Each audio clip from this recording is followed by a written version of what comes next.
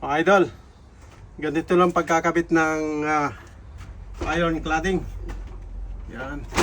Meron tayong spacer na 5mm or isang thickness ng lapis.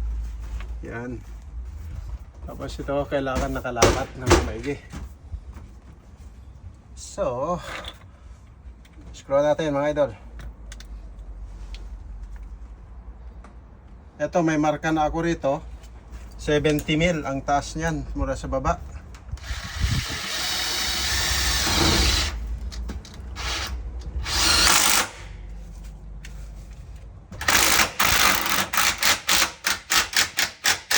Yan.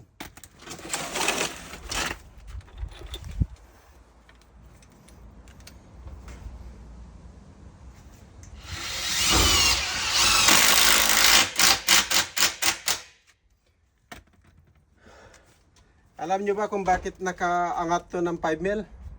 Para in case na may tubig galing sa loob, mag-drain pa rin siya rito. At saka para yung hangin, magsi-circulate pa rin siya sa loob para madaling matuyo if in case. As you can notice, ito yung molding ko sa baba, mas lamang siya ng mga 5mm. Para pag may naglalakad dito, hindi siya sasabit dito sa labi na to. Yan ang purpose niyan.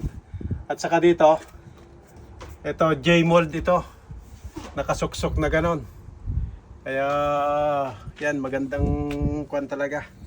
Set up pagka ganyan. Kita nyo naman, oh. Malinis siyang tingnan. Hindi siya kwan. At saka dito ko in-screw sa loob. Kasi pag dito, sasabit-sabit pa sa'yo eh. Kaya din na lang sa loob. Total may kwan naman siya. May rubber naman siya. Safe na siya, wala nang tagas sa loob. Hindi natatagas sa loob. So tuloy natin to.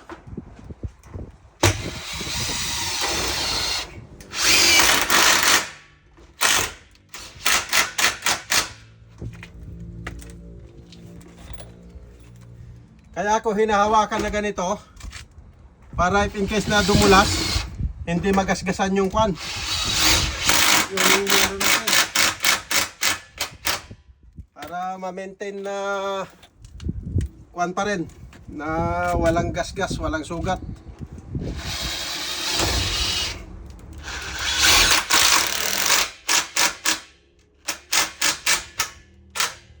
Yan. Tapos dito sa taas, mayroon akong guide. Yan, 25mm. Labis ko. Ito, 25mm para hindi na mahirapan magguhit. Saka para pare-parehas yung kuha niya. May guide na ako. Yan. Para hindi ka na magsusukat-sukat. Screw mo na lang.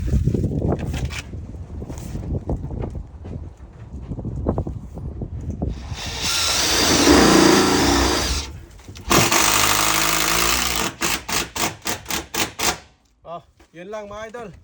Sana may natutunan kayo.